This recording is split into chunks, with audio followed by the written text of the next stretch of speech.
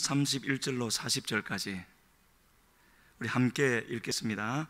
너는 순금으로 등잔대를 쳐 만들되 그 밑판과 줄기와 잔과 꽃받침과 꽃을 한 덩이로 연결하고 가지 6을 등잔대 곁에서 나오게 하되 다른 3가지는 이쪽으로 나오고 다른 3가지는 저쪽으로 나오게 하며 이쪽 가지에 살구꽃 형상의 잔셋과 꽃받침과 꽃이 있게 하고 저쪽 가지에도 살구꽃 형상의 잔셋과 꽃받침과 꽃이 있게 하여 등잔대에서 나온 가지 6을 갖게 할지며 등잔대 줄기에는 살구꽃 형상의 잔넷과 꽃받침과 꽃이 있게 하고 등잔대에서 나온 가지 6을 위하여 꽃받침이 있게 하되 2가지 아래에 한 꽃받침이 있어 줄기와 연결하며 또 2가지 아래에 한 꽃받침이 있어 줄기와 연결하며 또 2가지 아래에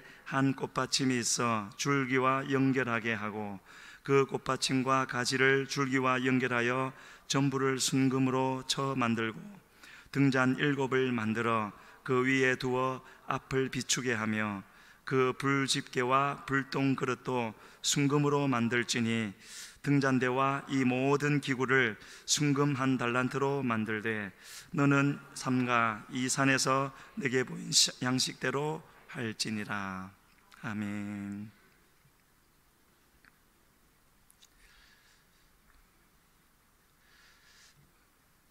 오늘은 방금 읽으신 대로 금등대를 통해서 우리에게 보여주신 우리의 신앙에 대해서 이제 나누려고 하는데요.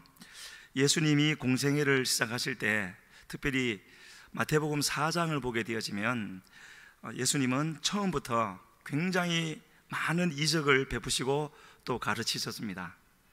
그래서 그 결과 처음에는 예수님의 소문이 갈릴리 지역에서 났지만 그런데 조금 있으니까 그 갈릴리 북쪽에 훨씬 넓은 땅 수리아에 퍼지고 또 그 후에는 이스라엘 땅 전체 전국에 소문이 나게 되어져서 수많은 무리들이 따르기 시작했다, 그렇게 말을 하고 있습니다. 마태복음 4장 23절로 25절에 나오는 내용인데요, 이 부분만 보더라도 우리가 분명히 알 수 있는 것은 하나님의 교회는 너무나 당연한 얘기이겠지만 예수님의 생명, 예수님의 행하심이 나타나면 되는 것이다 하는 걸 우리가 분명히 알 수가 있고, 그렇게 수많은 무리들이 예수님의 소문을 듣고 전국에서 몰려왔을 때 분명히 예수님 앞에는 무리들이 있었지만 예수님은 무리를 향하여 말씀하시지 않고 그 중에 예수님께 가까이 나온 제자들을 향하여서 말씀하신 것이 바로 산상수훈입니다. 그리고 그 산상수훈은 팔복으로 시작되게 되는데, 이처럼요 하나님의 말씀에는, 하나님의 역사에는 같은 장소 같은 시간에서 이루어진다 할지라도 반드시 주인공이 되는 사람들이 있는 법입니다. 성경이 거듭 그것을 우리에게 말씀해 주고 있는데, 여기서도 제자들에게 그 말씀이 주어졌고, 잘 아시겠지만 이 팔복의 말씀은 산상수훈, 그러니까 우리의 신앙의 시작과 끝을 말하는 것이 바로 산상수훈, 마태복음 5, 6, 7장에서 말씀하는 것이 아니겠습니까?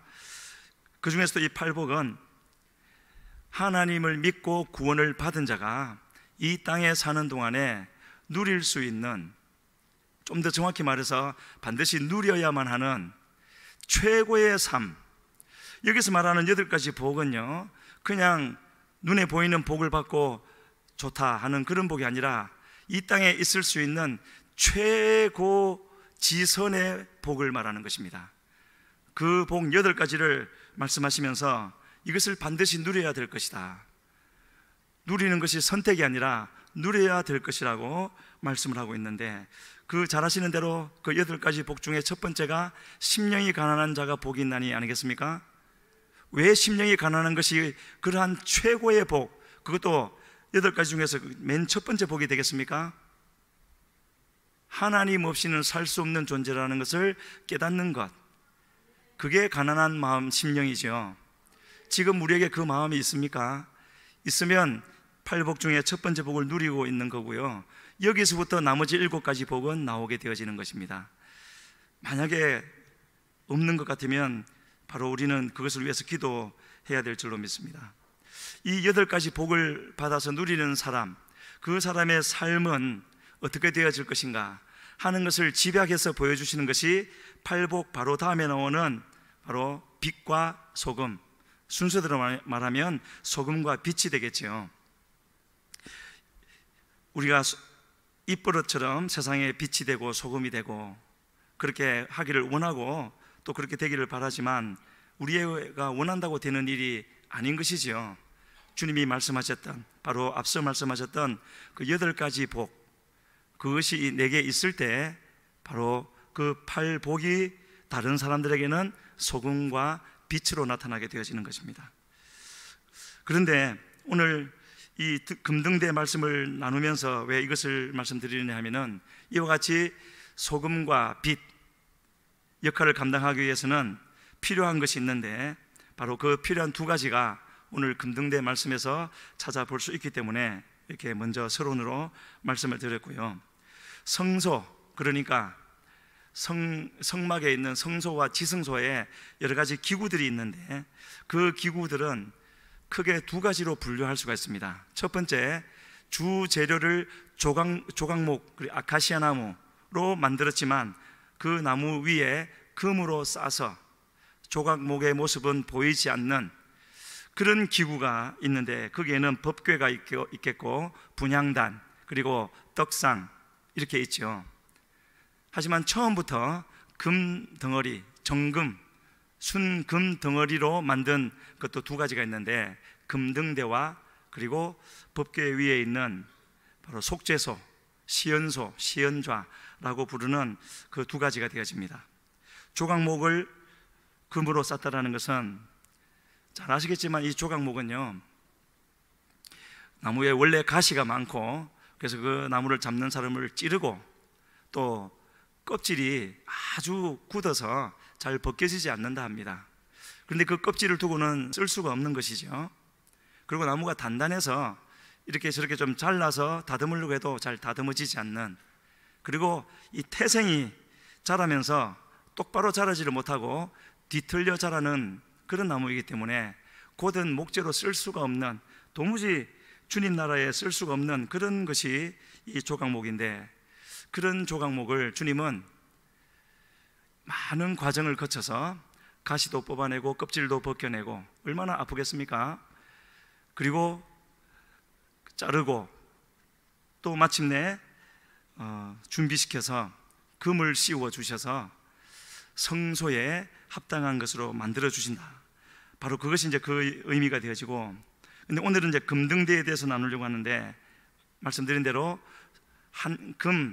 순금 한 달란트, 약 34kg 되는 금 덩어리를 쳐서 녹여서 어느 틀에 부어서 만드는 것이 아니라 아무 모양이 없는 금 덩어리를 망치로 수없이 쳐서 그 금등대 모양을 만드는 것입니다.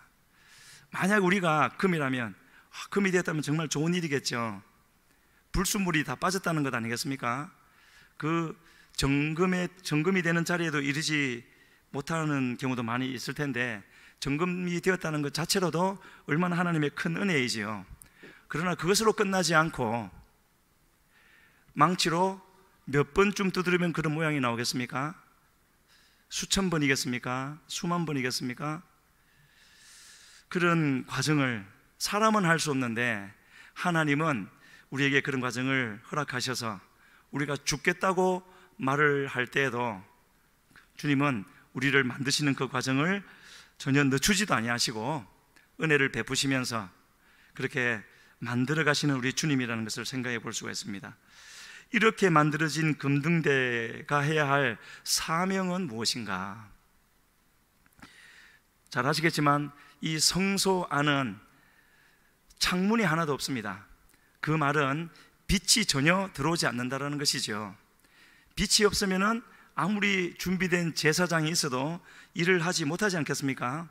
바로 그 어두운 상황에 빛을 비추어 주는, 앞을 비추어서 제사장이 그 맡겨진 일을, 우리의 구원 사역이죠, 그 일을 감당할 수 있도록 하는 것이 이 금등대의 사명이 되어지는데, 그렇게 되기 위해서는 지금까지 말씀드린 대로 먼저 내가 자원한다고 되는 것이 아니라 먼저 내가 정금이 되어져야 하고요.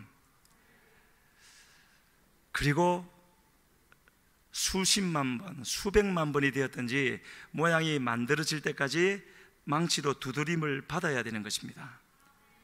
그리고요, 그러면서도 여전히 조각목에 불과한 자신의 모습을 계속 발견하면서 그 두드려 만들어 가시는 주님의 손길을 기꺼이 견뎌드려야 되죠. 너무나 힘들겠지만 또 정말 많이 힘든 일입니다. 하지만 그냥 그대로 두면은 어떻게 되겠습니까? 아무 쓸모없는 그런 존재가 되는 것이죠. 감사하고 감사해야 되는 것입니다. 시간이 점점 지날수록, 아직 제가 나이는 많지 않지만 시간이 지날수록, 그리고 특히 요즘 같은 때 이 질문의 답을 잘 해야 할 것 같습니다. 지난주에도 말씀을 드렸던 것 같은데요, 나는 오늘을 왜 살고 있는가? 이렇게 질문을 드렸는데 우리 성도님들은 뭐라고 답을 하시겠습니까? 죽지 못해서 산다 라는 것이 내 대답이면 정말 지금 곤란하고 그 앞이 어떻게 될지 알 수 없는 상황이죠. 뭐라고 대답을 하시겠습니까? 민수기서 22장에 가면은 모세와 아론과 아론의 셋째 아들 엘르아살이 호르산이라는 곳에 올라갑니다. 이때는 가나안 입성하기 얼마 놔두지 않은 때였고, 그러니까 이 아론은 123세가 되어진 그때였습니다.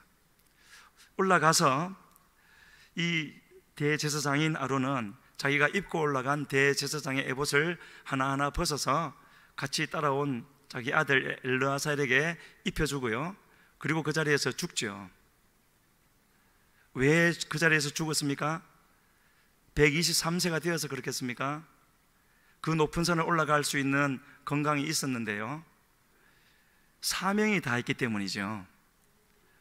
그에게 맡겨진 사명을, 그는 많은 우여곡절이 있었지만, 멸망을 당할 일도 있었지만 하나님의 은혜로 또 중보기도로 말미암아 계속 건너왔고 견뎌왔고 마침내 사명을 다하는, 얼마나 영광스러운 자리입니까? 우리도 반드시 그런 자리에 이르러야 되지 않겠습니까?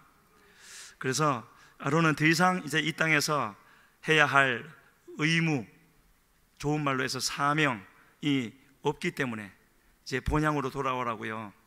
남자들은 가장 행복했던 때 중에 한 때가 군대에서 특명을 받는 때입니다. 우리 여자분들은 특명이 뭔지 모르시겠지만 제대 날짜를 받는 겁니다. 그 특명이 내려오면은 내려오기까지 정말 학수고대하고요, 내려오면 정말 기뻐하죠. 사회 나와봐야 별 볼 일 없는데도 일단 군대를 떠나는 게 좋은 거니까요. 바로 아론도 호르산에서 특명을 받은 겁니다. 그래서 지금 우리가 살아있죠. 모두가 여기 있는 분은 살아있는데 한 가지 더 점검해야 될 것은, 살아있는 내게 믿음이 있는가? 내가 살아있고 내게 믿음이 있다면 그러면 아직도 우리에게 사명이 있는 겁니다. 그것이 바로 오늘을 살아가야 할 이유가 되는 것이죠. 그래서 다른 어떤 것을 구하기에 앞서 지금 나를 향하여 두신 하나님의 뜻을 구하고 그것을 확인했다면 이것저것 돌아볼 것 없이 그 하나님의 뜻을 향하여서 힘을 다해 달려가면 되는 것입니다. 그것을 하나님이 인정해 주실 것이니까요. 그러면 이 금등대가 그러한 자기의 사명을 감당하기 위해서는, 우리가 빛과 소금의 역할을 감당하기 위해서는 무엇이 필요하다고 오늘 본문에서 말씀하시는가? 첫 번째로요, 줄기 되고 밑판 되시는 예수님께 붙어 있어야 된다고 그랬죠. 아무리 정금이 되어지고요, 그런 등대로서의 모양을 갖추었어도요, 밑판에 붙어 있지 않으면 바로 쓰러지겠죠. 그래서 예수님도 신약에서 그러하셨고 저기에서도 예수님이 그렇게 말씀하셨습니다. 예수님께 붙어 있어야 된다고요. 그것이 바로 오늘 읽으셨던 35절에 나와 있지 않습니까? 등잔대에서 나온 가지 6, 우리들이죠. 가지 6을 위하여 꽃받침이 있게 하되, 저 꽃받침은 장식이 아닙니다. 2 가지 아래에 한 꽃받침이 있어 줄기와 연결하는 역할이지요. 가운데 있는 큰 줄기가 예수님이고 우리가 가지가 되어지는데 연결해 주는 것이 바로 그 꽃받침이라고 합니다. 그게 붙어 있어야 되는 것이고요. 잘 아시는 대로 예수님은 죽으시기 전날 요한복음 15장 5절 6절에서 예수님을 포도나무라고 하시고 우리를 가지라고 하면서 너무나도 분명하고 정확하게 절대로 우리가 잊어서는 안 되는 말씀을 주셨죠. 너희가 나를 떠나서는 아무것도 할 수 없습니다. 이것을 깨닫는 것이 어떤 복입니까? 심령이 가난한 자의 복이죠. 그런 깨달음이 우리에게 있습니까? 주님을 떠나서는, 주님이 내게 없으면 나는 아무것도 할 수 없다라는 건요, 물을 때 그렇다라고 대답하는 것 말고 우리의 마음에서 진심으로 아멘 할 수 있는 그 복이 바로 팔복의 첫 번째 복이 되어지고, 지금 요한복음 15장에서 말씀하시는 부분이고 출애굽기 25장에서 주님이 우리에게 이르시는 말씀이 되어지는 것입니다. 그러시면서 주님께 붙어 있지 아니하면, 요한복음 표현으로는 주님 안에 거하지 아니하면 아무것도 아닐 뿐만 아니라 어떻게 되어진다고요? 밖에 버려져 말라버린다고요. 말라버린 것은 그냥 사람들이 주워다가 불에 살라버린다 그랬죠. 이 말을 그대로 믿는다면 우리는 경각심을 가져야 되지 않겠습니까? 그런데요, 저렇게 예수님께 붙어 있지 않아서 밖에 버려져 마르게 되고 사람들이 가져다가 살라버리게 되어지는 그런 일을 누가 가장 염려하고 걱정하고 그렇게 되지 않도록 조치를 취하겠습니까? 예수님이죠. 우리 자신보다 예수님이 더 그렇게 하는 겁니다. 만약에 우리 자신이 그렇게 되지 않도록 가장 염려하고 걱정하고 조치를 취한다면 달라지겠죠. 지금 우리가 살아가는 삶과는 달라질 겁니다. 그래서 주님을 벗어나는 것이 곧 죽음이다 하는 분명한 깨달음이 우리에게 있어야 되겠고요. 그래서 주님은 방금 우리가 나누었던 요한복음 15장에서 줄기에 붙은 것과 붙지 않은 것은 극단적인 양극단의 결과를 가져올 것이다 라고 이제 말씀을 해 주신 것은, 어떠한 일이 있다 할지라도, 아무리 큰 시험과 어려움이 우리를 줄기 되신 예수님께로부터 떼어내려고 하는 일이 있다 할지라도, 그런 일이 많지 않겠습니까? 지금도 그런 일이 일어나고 있을 겁니다. 그런 일이 아무리 말이 일어난다 할지라도 절대로 떨어져 나가서는 안 된다. 그것을 주님이 우리에게 당부하고 계시는 것이고요. 그 15장과 바로 앞서 말씀하셨던 요한복음 14장 20절에는 이런 말씀이 있습니다. 우리 같이 한번 읽어보겠습니다. 시작. 그날에는 내가 아버지 안에, 너희가 내 안에, 내가 너희 안에 있는 것을 너희가 알리라. 일단 20절만 먼저 읽겠습니다. 그 날이 언제겠습니까? 바로 20절 앞부분에서 말하는 날이 될 텐데요, 20절 앞부분에서는 성령이 오실 것을 말씀하고 있습니다. 성령이 오시기 전에는 저 일이 불가능한 것이죠. 우리가 아무리 원하더라도 우리가 주님 안에 거할 수가 없는 겁니다. 성령이 오시면 저 일이 이루어질 텐데, 그러면 성령이 오셨죠. 그러면 그 날은 오늘이 되어지는 겁니다. 그럼 오늘 우리에게는 무슨 일이 있어야 된다고요? 저기서 내가는 예수님이니까 예수님이 아버지 안에 계신 것처럼 우리도 예수님 안에 있어야 되고 예수님도 우리 안에 계셔야 된다는 것이죠. 그리고 끝에 뭐라 그러셨습니까? 그것을 너희가 알리라. 우리가 알게 해주신다라는 거죠. 주님 안에 있고 주님이 우리 안에 계시는 것을 다른 사람은 알지 못합니다. 나는 아는 거죠. 예수님 안에 있는 나, 예수님이 내 안에 계시는 나는 알게 될 거라는 겁니다. 그래서 이런 부분들 우리가 다른 것에 마음 쓰고 신경 쓸 것이 아니라 지금 같은 때에 더욱이 아니라 최우선순위, 제가 오늘 최우선순위라는 말을 여러 번 쓸 것 같습니다. 최우선순위를 두고 힘을 다해서 확인하고 회복해야 될 것이 바로 저런 것이죠. 너희가 알 것이라 했으니까 주님 알게 해 주십시오. 나 지금 모르겠습니다. 알게 해 주십시오. 말씀 붙잡고 기도하는 것 아니겠습니까? 이처럼요, 주님은 분명히 말씀하셨습니다. 하나님은 계신 것 같은데, 목사님을 보면 하나님이 계신 것 같은데 나를 보면은 안 그런 것 같고, 그런 생각이 든다면은 그냥 넘어가서는 되는 것이 아니죠. 주님이 분명히 말씀하셨습니다. 하나님과 예수님과 나까지 하나 되는 때가 반드시 온다고요. 지금이 그때인 거죠. 그렇게 하나 되어진 사람에게는 어떤 삶이 있을 것인가? 바로 뒤에 나오는 21절과 23절에 주님이 이렇게 말씀하셨습니다. 같이 읽습니다. 나의 계명을 지키는 자라야 나를 사랑하는 자니 나를 사랑하는 자는 내 아버지께 사랑을 받을 것이요 나도 그를 사랑하여 그에게 나를 나타내. 일단 저 말씀만 좀 놔두고요. 예수님이 행하신 일, 예수님이 하신 말씀은 분명하지 않은 것이 하나도 없습니다. 전부 분명한 것밖에 없죠. 이 땅에 오셨고 죽으셨고 부활하셨고 성천하셨고 이제 남은 것 다시 오신다라는 것, 이것저것 아닌 것처럼 불분명하게 말씀하신 건 하나도 없죠. 나 외에 다른 길이 없다고 하셨고 나를 믿는 자는 누구든지 구원을 받을 것이라고 하셨고요. 바로 그렇게 말씀하신 주님이 저기서 뭐라 그랬었습니까? 주님과 하나 되어진 사람에게는 저런 삶이 있을 것이라고요.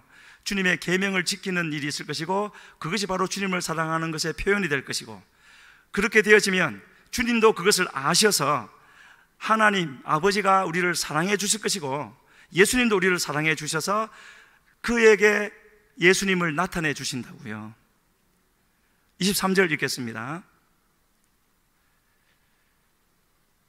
예수께서 같이 읽습니다. 예수께서 대답하여 이르시되 사람이 나를 사랑하면 내 말을 지키리니 내 아버지께서 그를 사랑하실 것이요 우리가 그에게 가서 거처를 그와 함께 하리라. 우리가 구할 수 있는 최고의 복, 은혜, 모든 문제의 답 저기 있는 거 아니겠습니까? 어디에 있습니까? 우리가 그에게 가서 거처를 그와 함께 하리라.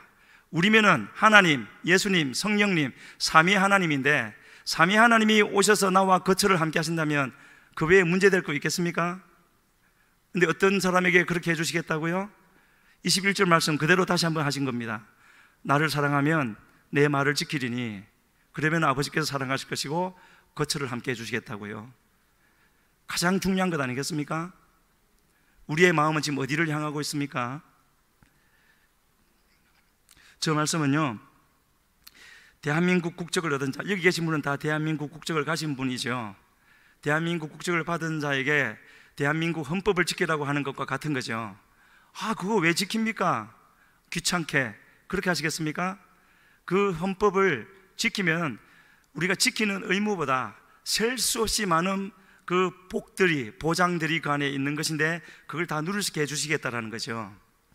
주님의 말씀이 또한 그런 겁니다. 아담과 하와가 우리가 그렇게 말하지 않습니까? 왜 그 선악을 알게 하는 나무를 만들어서 이런 사단이 나게 하셨는가? 언제 그 율법을 주셨죠? 완전한 자리에 있을 때, 필요한 것이 더 이상 없는 완벽한 자리에 있을 때 바로 그 율법을 주신 것은 불필요한 뭔가를 더하신 것이 아니라 그 완전한 은혜를 누리되 끝까지 누리라고 주신 것이지요. 헌법을 주신 것입니다. 그래서 은혜와 율법의 관계를 우리는 분명히 깨달아 알아야 되는데요, 복음의 핵심이라고 하는 로마서, 그 중에서도 그 복음이 다 이루어진 결과로 주어진 것이 로마서 8장이라고 할 때, 로마서 8장에서는 우리에게 분명히 그렇게 말씀하고 있습니다. 주님의 은혜로 구원을 받았다면, 복음이 이루어져서 구원을 받았다면 그에게는 이런 일이 있을 것이라고요.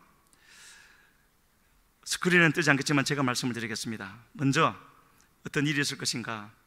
그리스도 예수 안에 있는 생명의 성령의 법이 죄와 사망의 법에서 우리를 해방하는 일이 있을 것이라고요. 감사합니다. 우리 같이 한번 2절만 읽겠습니다. 이는 그리스도 예수 안에 있는 생명의 성령의 법이 죄와 사망의 법에서 너를 해방하였습니다. 우리가 구원을 받았으면은요, 구원을 받은 증거로 저런 일이 있을 것이라는 거죠. 아닌 것 같으면, 실제로 되어졌는데도 이루어지지 않은 것처럼 느껴질 수도 있지만 아닌 것 같으면은 걱정할 필요 없습니다. 저 말씀 붙들고 기도하면 되는 겁니다. 주님, 저게 무슨 뜻입니까? 내게 알게 해 주시옵소서. 그러면 주님 알게 해주시죠. 왜냐하면 우리를 구원하시는 것이 하나님의 뜻이었기 때문에. 그리고 3절에서는 뭐라 그랬습니까? 3절 같이 읽겠습니다. 율법이 육신으로 말미암아 연약하여 할 수 없는 그것을 하나님은 하시나니 곧 죄로 말미암아 자기 아들을 죄 있는 육신의 모양으로 보내어 육신의 죄를 정하사. 4절까지 읽겠습니다. 육신을 따르지 않고 그 영을 따라 행하는 우리에게 율법의 요구가 이루어지게 하려 하심이니라. 우리가 육신으로 있을 때는 저 율법이 요구하는 것을 결코 이루어 드릴 수가 없습니다. 성경도 저렇게 3절에서 말을 하고 있습니다. 하지만 준 하나님은 하실 수 있다고도 분명히 말씀하셨습니다. 어떻게 할 때예요? 육신을 따르지 않고 그 영을 따라 행하는 때에 율법의 요구가 다 이루어진다고요. 4절에 우리의 구원 이전과 이후의 삶이 다 나와 있죠. 구원 이전에는 어떤 삶을 살았습니까? 육신을 따르는 삶을 살았죠. 구원을 받은 후에는 반드시 행해야 될 것이 영을 따라 행할 것이라고요. 영을 따라 행하라고 말씀하시는 것은 주님이 영으로 인도해 주신다라는 것 아니겠습니까? 성령이 함께 하시기 때문에 이런 부분들요, 이런 말씀들을 우리는 분명히 마음에 새기고, 우리가 왜 시험이 오거나 어려움이 오면 흔들리고 넘어집니까? 그 시험과 문제보다 내가 믿는 하나님이 크지 않기 때문이죠. 정말로 하나님이 내가 당하는 문제보다 크지 않으시기 때문에 그렇습니까? 내가 아는 하나님이 그래서 그런 것이죠. 그래서 그런 어려움을 당할 때 그 자리에 그러고 있으면 안 되는 것이죠. 인내력 발휘해서 넘어가면 되겠습니까? 그러면 계속 넘어지는 것입니다. 결단하고 다시는 똑같은 문제에 넘어지지 않도록 주여 내게 힘을 주시옵소서. 하나님 또 넘어지기 싫습니다. 나 그런 믿음 갖기 싫습니다. 크신 하나님 내게 보여주시옵소서. 그렇게 기도해야 되지 않겠습니까? 기도하고 계신 분도 있을 거고, 아직 그렇게 하지 않고 있다면요, 그것이 우리에게 최우선순위가 되어야 하는 것입니다. 이처럼요, 하나님이 우리에게 맡기신 사명을 감당하려면 가장 먼저 예수님께 붙어 있어야 하는 것이고요, 두 번째는요, 우리의 사명 감당하는 것이 빛을 비추는 것이라면 아무리 점검이 되어졌고 두들기고 두들겨서 그 하나님이 원하시는 모양대로 금등대 모양을 갖추었다 할지라도 스스로의 힘으로는 결코 할 수가 없습니다. 왜냐하면 금은 빛을 발하는 존재가 아니기 때문에. 빛을 반사는 하겠지만 자기 스스로 빛을 내지는 못합니다. 그래서 무엇이 필요하다고요? 기름이 필요한 것이죠. 그래야 불을 붙일 수가 있는 겁니다. 출애굽기 27장에 보면은요, 이 일을 위해서 감나무로 짠 순수한 기름을 끊이지 않게 공급을 해서 그 불이 끊어지지 않도록 하라고요. 순수한 기름, 아무것도 섞이지 않은. 우리 20절과 21절 말씀 같이 한번 읽으시겠습니다. 너는 또 이스라엘 자손에게 명령하여 감나무로 짠 순수한 기름을 등불을 위하여 내게로 가져오게 하고 끊이지 않게 등불을 켜되 아론과 그의 아들들로 회막안 증거궤 앞 휘장 밖에서 저녁부터 아침까지 항상 여호와 앞에 그 등불을 보살피게 하라. 이는 이스라엘 자손이 대대로 지킬 규례이니라. 하나님의 은혜로 지금 물론 그 외에도 다들 많은 분들이 기도하고 계시겠지만 우리 느헤미야 기도회가 진행되고 있는데 몇몇 감사하는 소식들이 들려오고 있습니다. 너무 이 기도회가 감사하다고요. 각 가정별로, 우리 교회에도 주님이 응답하고 계시겠지만 각 가정별로도 하나님이 응답하시고 있다고 하는 소식들이 들려오고 있는데, 여기서 또 뭐라고 말하고 있습니까? 가장 중요한 부분은요, 20절 끝부분에 있는 대로 끊이지 않게 하는 거죠. 불을 켰다가 꺼졌다가 켰다가 꺼졌다 하는 것이 아니라 끊이지 않게 켜야 되고요, 그렇게 끊이지 않게 되도록 어떻게 하라고 했습니까? 21절에서는 저녁부터 아침까지 항상 여호와 앞에 그 등불을 보살피라고요. 그냥 내버려 두어서는 되는 것이 아니라 보살피라고 그랬습니다. 그리고 이것은 그때에만, 성막을 주셨을 때만 지키는 것이 아니라 이스라엘 자손이 대대로 지킬 규례이라고요. 대대로 지키라고 했으면 지금도 지켜야 되지 않겠습니까? 그래서 우리는 우리의 삶에도 그러하지만 우리 몸된 교회를 위해서 다른 무엇보다도 기도의 불을 꺼뜨리지 않기를 우리 모두가 마음을 합하여서 힘써야 될 줄로 믿습니다. 더욱더 기도에 힘쓰는 우리가 되기를 바라고요.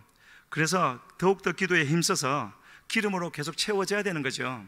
우리에게 주어진 사명을요, 우리의 열심이나 어떤 감정이나 분위기로 한두 번은 할 수 있습니다. 사람들의 마음을 끌 수 있고요, 어떤 열매를 맺히는 것 같이 볼 수도 있지만, 그러나 지속할 수는 없는 것이죠. 왜냐하면 하나님의 일은요, 육신에 속한 것이 아니라 신령에 속한 것이고, 반드시 사람의 영을 살려내는 것이 있어야 되는 것입니다. 사람의 어떤 분위기만 일으키고 그냥 기분만 좋게 해주고 또 다음에 또 모이고 그런 것이 아니지 않겠습니까?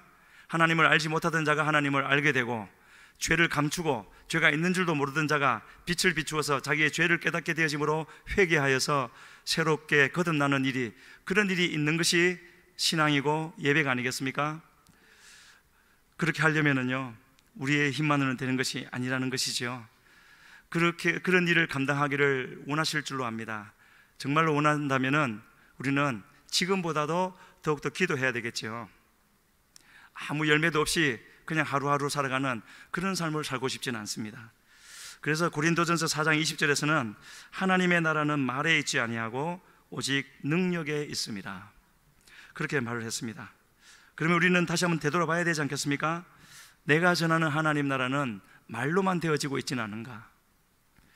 내가 전하는 말을 듣고 있는 사람들은 어떤 하나님의 나라를 보고 있는가 하는 건요, 여기에 있는 사람들, 또 하나님을 믿는 사람들이라면 성령 충만해야 된다고 말하지 않는 사람이 없고, 성령 충만하기를 바라지 않는 사람은 없지만 현실적으로는 그렇지 않은 사람들이 더 많은 것이 또한 사실인 겁니다. 그래서 우리는 바로 이러한 말씀을 대하면서 다른 어떤 것보다도 우리가요, 잘 아시는 대로 잘 달리던 자전거가 넘어지는 경우가 있습니다. 어느 때겠습니까? 물론 어떤 장애물에 부딪혀도 그러겠지만 보다 더 근본적인 이유는 달리기를 멈추기 때문에 그런 것이죠. 자전거가 가만히 서 있을 수 있습니까? 두 바퀴로는 그럴 수 없는 것이죠. 그래서 우리에게 문제가 되는 것이라면 여러 가지 경우가 있겠지만 달려가던 길을 멈추었기 때문에 문제가 일어나는 경우가 있는 것입니다. 그래서 우리는 어디까지 이르렀든지 우리를 오라고 부르시는, 그러면서 앞서가시는 주님을 따라서 더욱더 힘을 내어서 달려가야 될 줄로 믿습니다.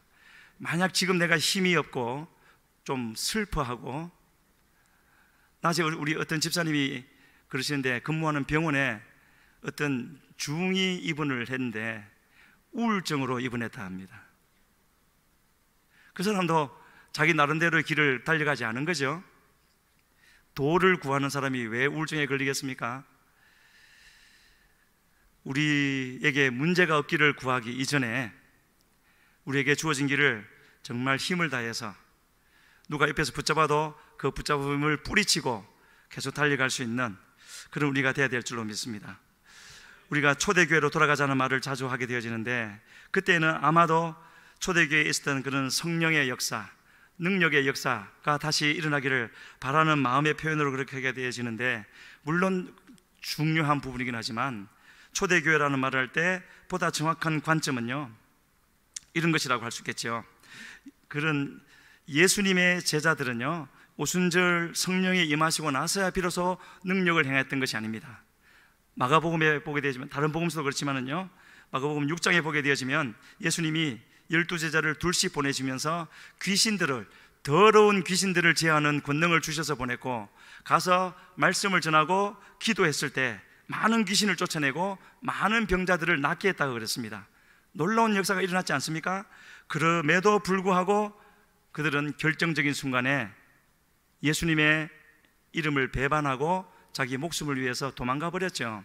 이것이 바로 오순절 성령 충만의 본질이 되어지는 겁니다. 두려워하는 것이 있는가 없는가? 두려워하는 것이 있죠. 그 오순절 이후에도 제자들은 두려움이 생겼습니다. 하지만 그 두려움에 지지 않고 함몰되지 않고 빌기를 다했다 그랬죠. 천지의 주제시여 하감하시옵소서, 우리에게 권능을 베풀어 주셔서 담대히 주의 복음을 전파하게 하소서 하고, 주님이 다시 임할 때까지 간절히 빌기를 다하니까 모인 곳이 진동하게 해주셨고 담대히 나가서 외쳤다고요.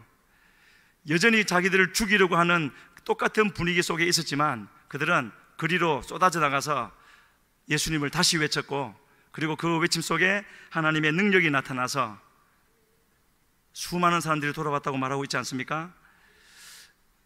우리도 그런 자리에 한번 가봐야 되지 않겠습니까? 그러기를 바라십니까?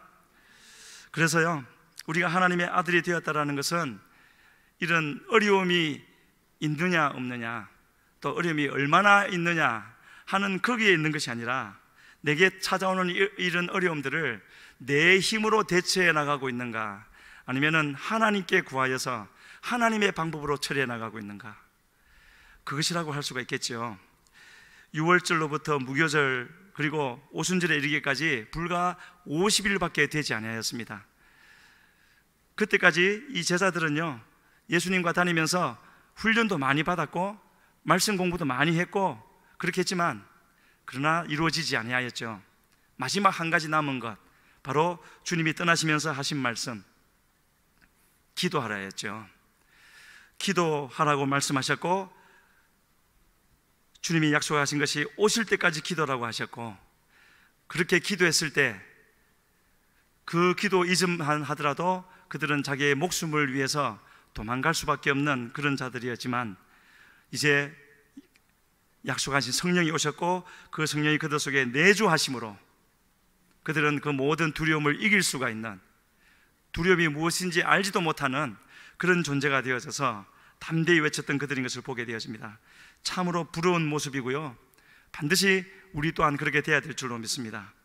주님을 많이 따랐고 사랑하고 또 많이 주님께 가까이 갔지만, 이 마지막 한 단계, 기도하여서 성령이 임하시는 단계가 우리에게 있지 않냐면, 그동안의 모든 수고는 숲으로 돌아가기가 쉬운 것이지요. 아무리 하나님이 구원을 하시고 이스라엘 백성들을 시내 산에다 데려다 놓으시고 성막을 허락하셨지만, 그래서 번제단을 지나고 물두멍을 지나고 금등대에서 빛을 받고 떡상에서 주의 말씀을 먹고 분향단에서 기도했다 할지라도, 지성소에 들어가서 하나님의 임재를 내 것으로 삼지 않는다면 그동안의 모든 과정은 불완전한 과정이 되지 않겠습니까? 우리에게 앞으로 지금 우리 앞에 놓여져 있는,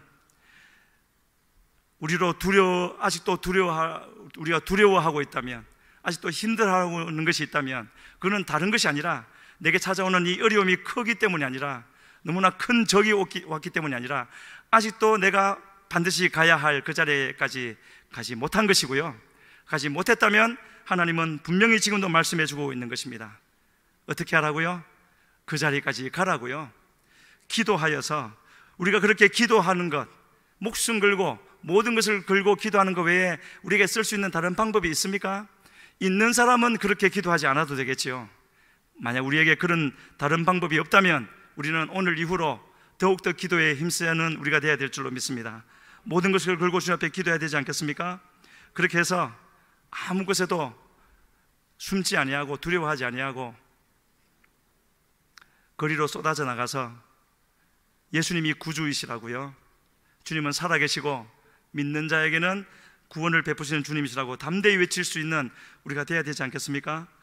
진심으로 그 일이 먼저 저에게 있기를 바라고, 또 우리 해운대 순복음교회 모든 성도님들에게도 있기를 주님 앞에 간절히 소원합니다.